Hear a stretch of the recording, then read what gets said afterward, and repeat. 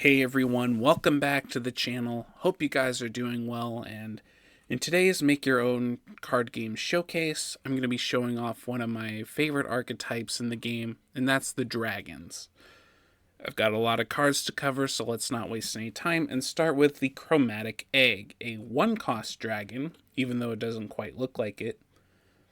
It's 0 attack, 2 defense, and its hatch ability allows you to get other dragons out of your deck.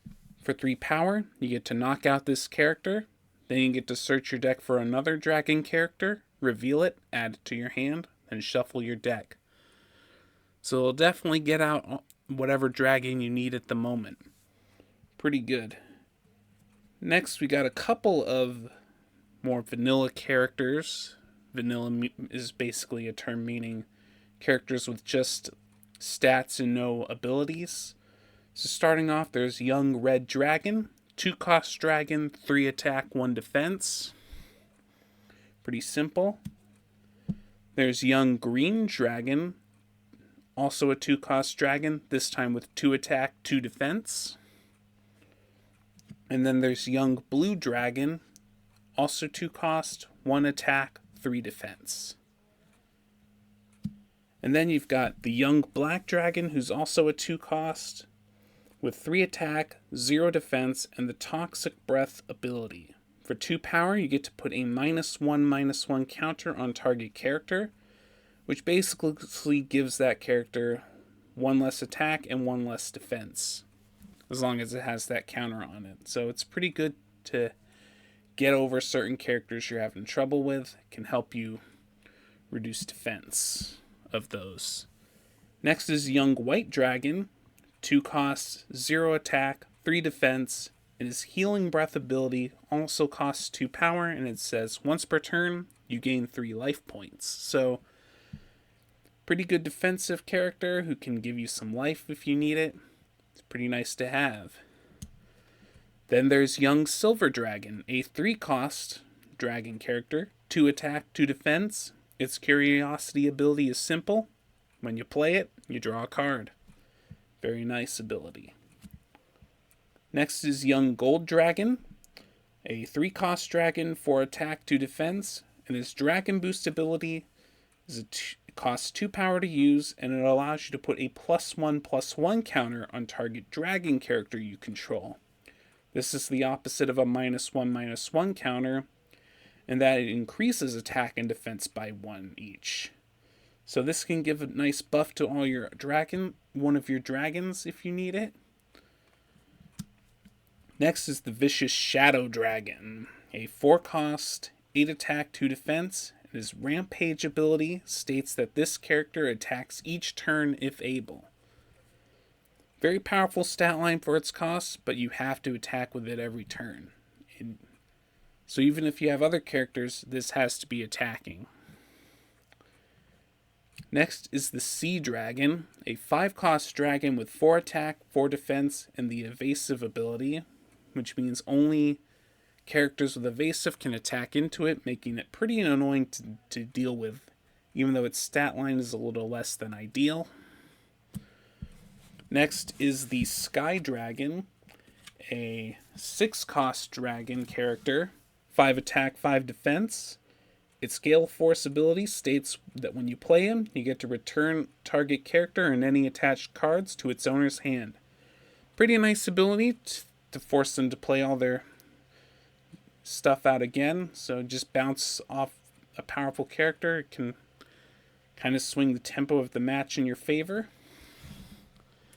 Next we get to the collection of adult dragons, starting off with the red variant. 6 cost, 7 attack, 5 defense. Its Flame Breath states that when this character enters play, you get to knock out target character with cost 6 or less. So it's a pretty nice card to have. You just play this down and you get to remove something of your opponents as well. Very good. Next is the Blue Adult Dragon. Again, 6 costs, but 6 attack, 6 defense. And its Lightning Breath costs 5 power to use.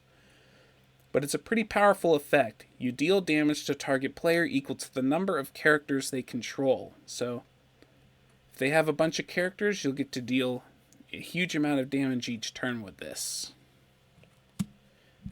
Then we got the green adult dragon with 6 costs, 5 attack, 7 defense. Its toxic breath states each opponent loses 1 life at the start of each of their turns. So this can definitely help you take down your opponent's life even faster over time. Pretty nice to have.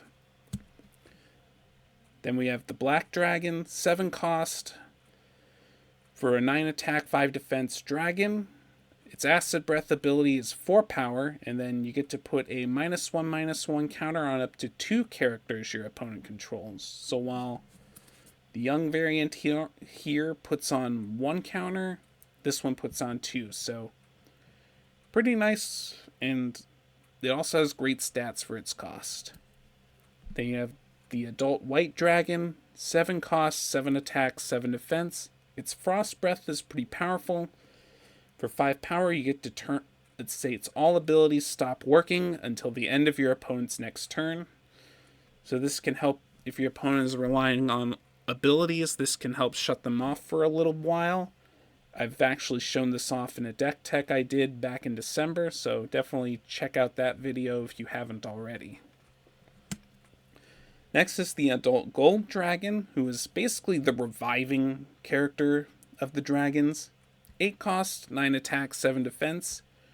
Draconic Revival states that when you play him, you get to choose one of these 2 options. You can either return a dragon from your discard pile to your hand, or shuffle up to 3 dragon characters from your discard pile into your deck. So either way, you play this and this will help you get some dragons back for later use. Next is the adult silver dragon, 8 cost, 8 attack, 8 defense. Like its younger counterpart, this one has an ability related to drawing cards.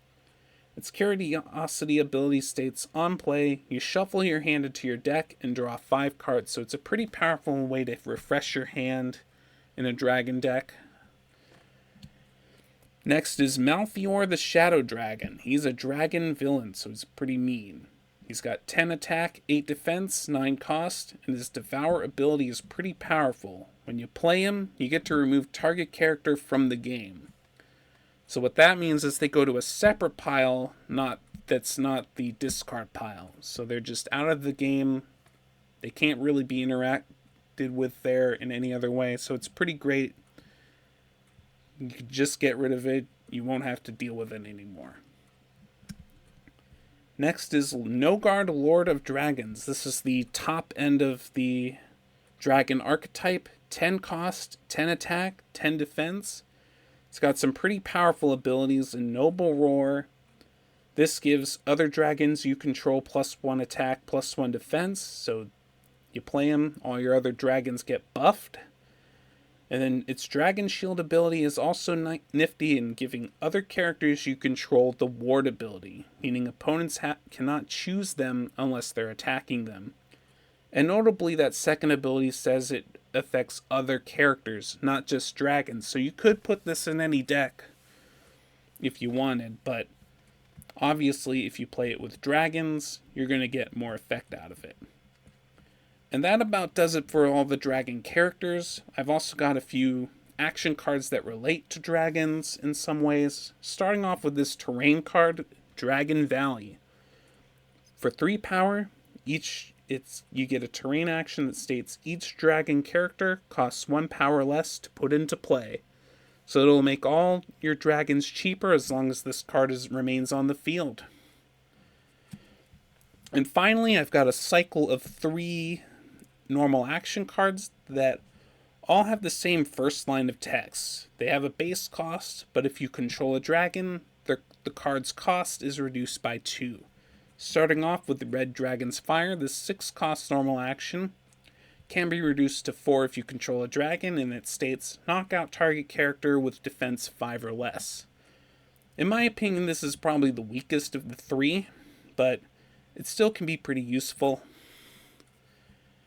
Next, we have a slightly stronger one, White Dragon's Ice. 5 costs, normal action, but it can be reduced to 3 if you control a dragon. And it states, characters your opponent controls cannot attack on their owner's next turn. So this can be a very nice way of buying you a turn, especially if you're playing a dragon deck. the final one in this cycle is Blue Dragon's Lightning, a 7-cost normal action, but if you control a dragon, this card's cost is reduced to 5. And not only do you get to knock out an opposing character with it, you also get to destroy a terrain. So if your opponent has a terrain that's bothering you, you can use this to get rid of it, as well as another character they have. It's pretty nice for the cost. And that about does it for this video. Thank you for watching. Definitely throw me a like if you liked, and comment below which of these cards was your favorite. I'll definitely be keeping up the showcases in the near future, and I'll see you in whatever video I upload next, and take care.